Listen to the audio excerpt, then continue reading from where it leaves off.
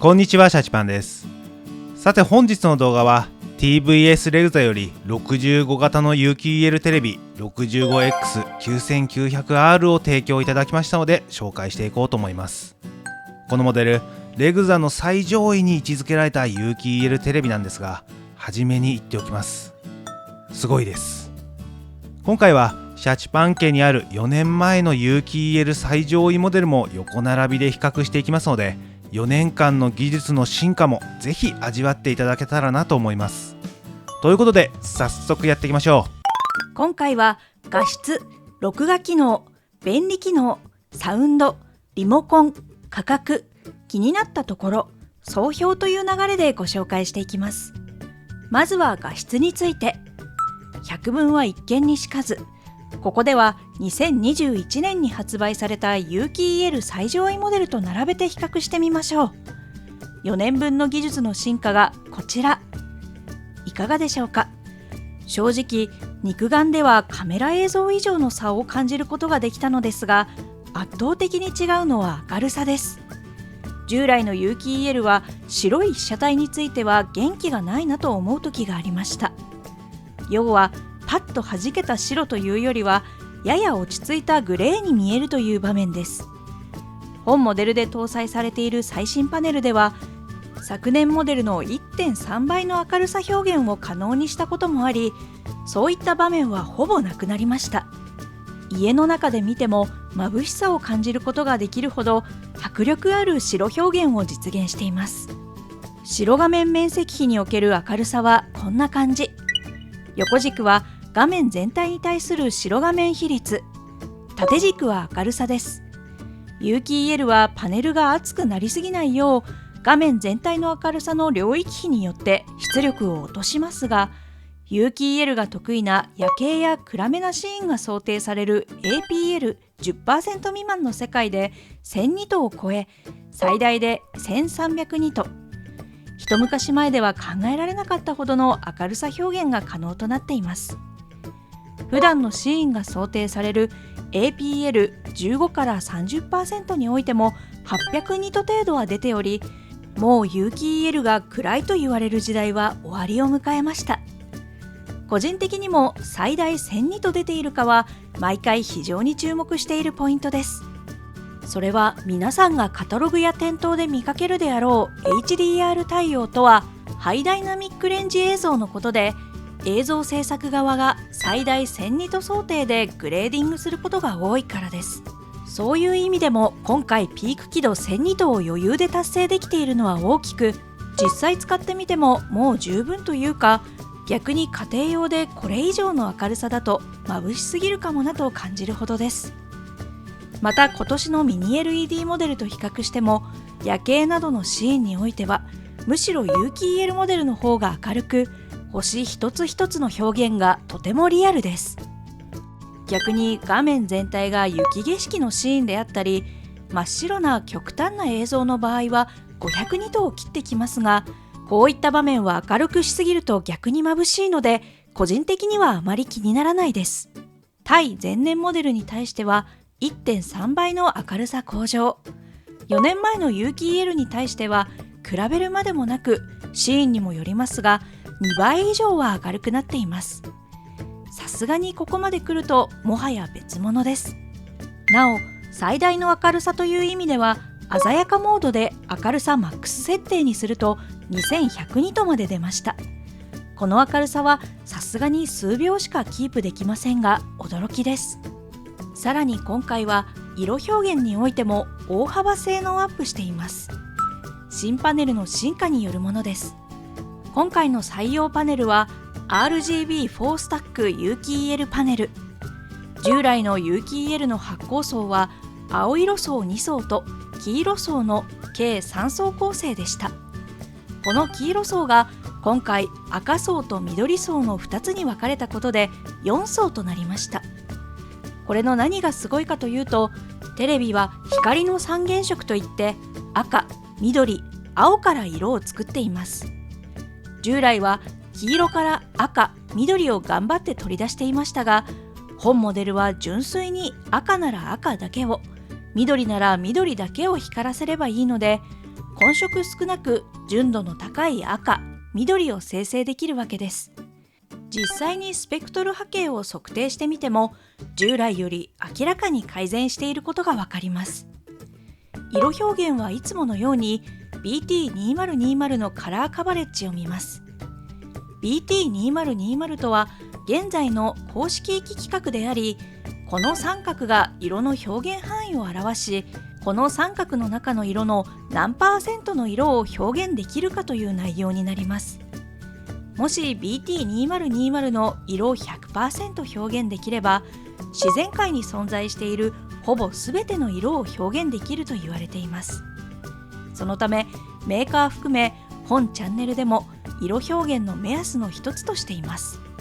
ついでに4年前の有機 EL も一緒に測定してみると、本モデルは約 81% と、テレビの中では量子ドットシートを採用したテレビと遜色ない色表現範囲を持っています。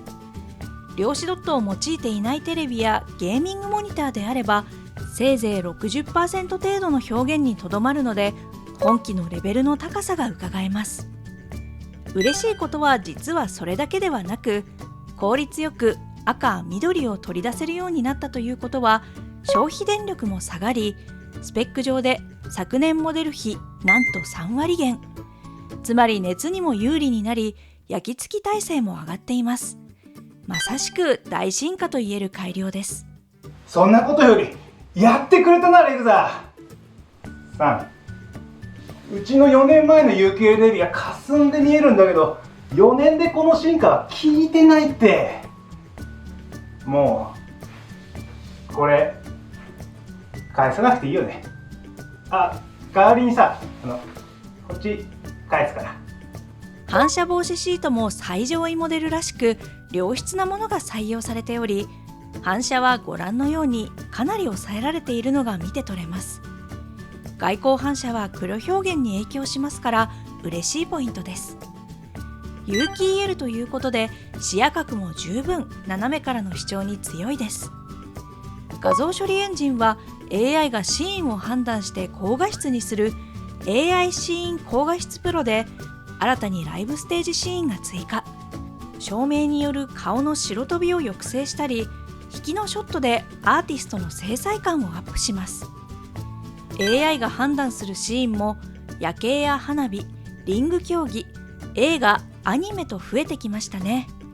その他には人間の顔だけではなくアニメの顔まで検出し高画質にする機能や、地デジの映像だけではなくネット動画特有のノイズも抑制するノイズリダクション、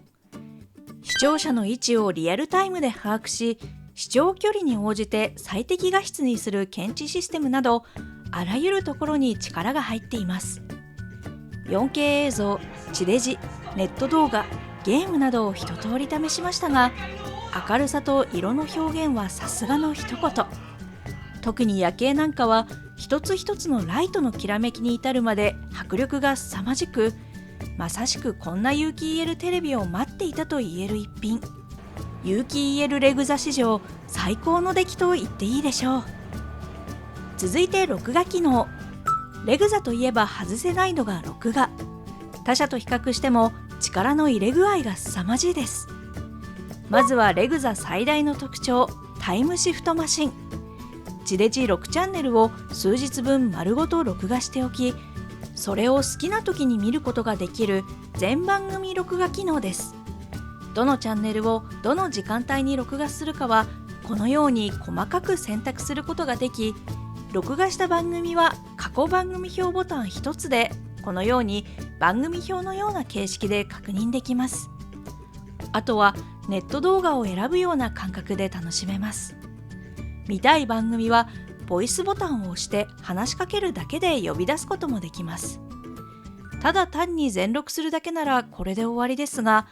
全録ならではの付加価値も生まれています。テレビをつけた時にドラマやスポーツ番組の途中だったとしても、初めにジャンプボタンを押すだけでオープニングから見られます。たまたまテレビをつけたらなんか面白そうな番組がやっているなと思ったことはありませんか？そんな時でも即座に初めから見られます。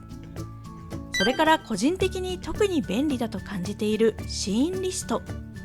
録画してしばらくした番組はシーンリストボタンを押すことで、このように右側にチャプターが振られ、好きなシーンにジャンプできます。実際に人が放送後の番組を見て人力で入力しているので、内容の精度が非常に高いのもありますが、番組の区切りはもちろんのこと、CM に至るまでシーンごとに分けられているので、その細かさにも驚かされます。これがあれば音楽番組で好きなアーティストが出ているシーンも簡単に探せますし、ニュース番組でもシーンの内容を確認しながら見たいニュースの部分だけを見ることができます。時間がない時にさっと見たいところだけを見るという使い方をしたい方は、より便利に感じられるでしょう。タイムシフトマシン以外の通常録画も簡単で、番組表から見たい番組を選んでボタンを押して録画予約するだけで録画でき、録画番組は録画リストボタンでジャンル別、曜日別にサムネイル表示され確認することができます。また録画はユーザーの好みに応じて自動録画されるおまかせ録画にも対応。三枚ボタンで自動録画する番組を設定することができ、例えば番組ジャンルを設定しておいたり、好きなアーティストが出ている番組全部を自動録画できるほか、この設定内容でネット動画も同時に探すこともできます。ネット動画もぶち抜きで同時検索できるこの UI はレグザ唯一と言っていい機能です。再生もボタンを複数回押すことで 1.5 倍、2倍速の早見再生に対応。2倍速は今回からの登場です。次に便利機能。本モデルにはたくさんの便利機能があります。パンダって普段何食べてんの？まずは今流行りの生成 AI が今回初めてテレビに搭載されました。新しい試みです。リモコンを通してレグザと会話するイメージです。従来の音量調整や録画予約以外にも、例えばキーワード検索で人気のガンダムシリーズ全部見たいんだけどおすすめ見して。従来は完璧に一致していないと検索できなかったコンテンツが検索できたり、ユーザーですら気づいていない新たなコンテンツの発見ができるようになりました。いろいろ試しましたが、ネットで検索するようにあらゆる情報から一つの情報を絞り込むというよりは、一つのキーワードから可能性を広げていく使い方が得意です。40分ぐらい時間あるんだけど、なんかおすすめの番組ない？まだ発展途上な部分ですので、これからが楽しみな機能です。他にもできることはたくさんあると思いますが、それはぜひ店頭で皆さんが手に取っていろいろ試してみてほしいなと思います。また今年のモデルから AI で音声成分が抽出できるようになりました。セリフ音声を聞き取りやすくしたり、セリフだけを消してスタジアムの歓声を強調したりと、好みの音でコンテンツを楽しめるようになりました。その他には2画面表示であるダブルウィンドウが復活しました。組み合わせは放送番組を2つ同時に表示するもよし、 HDMI 入力と放送、 YouTube、 さらにはスマホのミラーリングまで対応しています。ゲーミングメニューもあり、照準を出せたり、パネル自体も 144Hz まで対応。表示遅延も 120p の PS5 想定信号で約 1.7 ミリ秒、 60p のスイッチ2の 4K 想定信号で約 2.1 ミリ秒とかなり優秀でした。ゲーミングモニターには一歩及びませんが、もうほぼ遜色ないレベルです。120p も 60p も両方高性能なのがいいですね。回転式スタンドも採用しており、左右に15度調整可能。視聴位置に合わせて角度を変えることもできますし、テレビ台の掃除や背面端子への接続もしやすくなります。続いてサウンドです。底面にメインスピーカーと左右の音の広がりを表現するサイドスピーカー、背面中央には低音を担うウーファー、上面には高さ方向の音表現用に多数のトップスピーカーとセンタースピーカーを搭載した計18個、出出力 180W の豪華な構成です。3次元の立体表現であるドルビーアトモスとも相性がいいでしょう。実際に聞いてみるとテレビにしてはかなり高音質に感じたので、普段は音響機器にしかやらないんですが、周波数特性を取ってみました。周波数特性は横軸周波数、縦軸音の大きさのグラフで表され、低音から高音までの音がどれくらい出ているかを確認できます。帯域別に見ていきましょう。まず低域は 60Hz 付近から出ているでしょうか。テレビでこの帯域から出るのは驚きです。途中気になる落ち込みはありますが、映画などでも迫力が期待できそうです。中低域、それ以降の中域、高域は歪みは小さくないもののフラットを維持。超高域で徐々にフェードアウトしていく特性です。全体的にはフラットな特性で、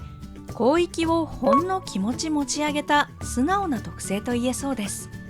さすがに小型スピーカーを多く使っているので歪みは出ていますが、致命的な落ち込みなどはなく、テレビの音響でここまで出せるのは職人技と言えるでしょう。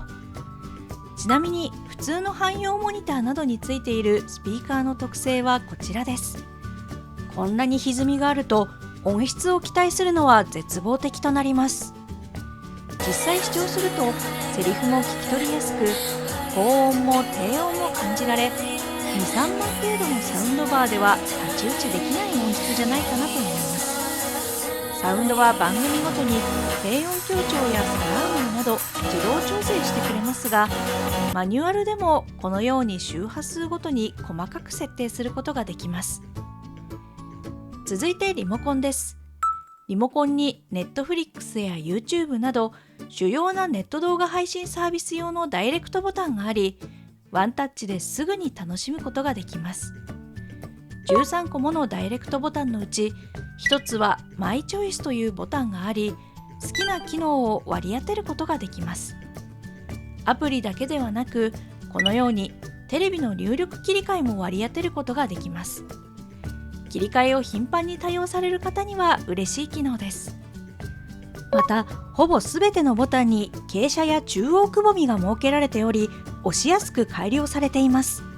Bluetooth にも対応しているので、テレビ本体にリモコンを向ける必要なく快適に操作できます。それから文字入力も携帯内からソフトウェアキーボード方式になりました。これ本当やったことある方ならわかると思うんですが、心の底からやりづらかったんで嬉しい変更ですね。設定ボタンで呼び出される UI もこのように下に並べて配置するタイプに一新され、さらに自分好みにカスタマイズすることができるようになりました。以前は結構階層が深いところにあったのも多かったですが、これでアクセスしやすくなったのはいいですね。次に価格。ネットでの最安などを除けば、本モデルは現在65型で48万円前後、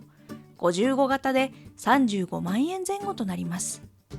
有機 EL の最上位モデルということで価格も高めですが、今年のモデルの進化は目覚ましく、最高画質の体験が約束されています。